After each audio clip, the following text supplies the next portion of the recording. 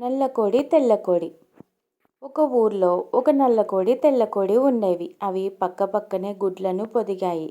ఒకసారి అనుకోకుండా నల్లకోడి పొదిగిన గుడ్డు తెల్లకోడి దగ్గరికి దొర్లుకుంటూ వెళ్ళింది.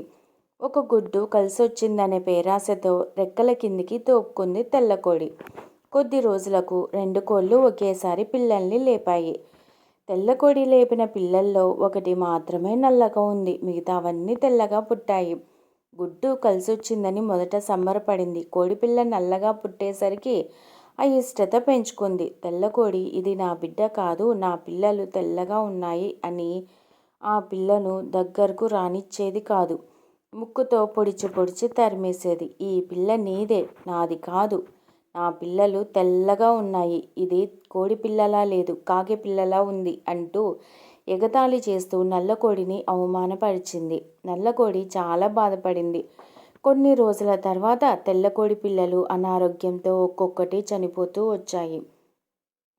చివరికి తెల్లకోడి ఒంటరిదైపోయింది, అనాథలా మిగిలిపోయింది. నల్లకోడి దగ్గరికి వెళ్ళి తను పొడిచి తరిమేసిన ఆ కోడి పిల్లను తనకు తిరిగి ఇవ్వమని అడిగింది.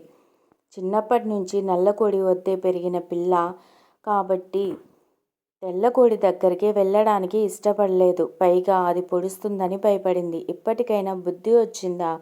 ఏదైనా పోగొట్టుకున్నప్పుడే దాని విలువ తెలిసేది. గర్వంతో వద్దనుకున్నావు. అన్నీ కోల్పోయాక నల్లకోడి పిల్ల విలువ తెలిసొచ్చింది.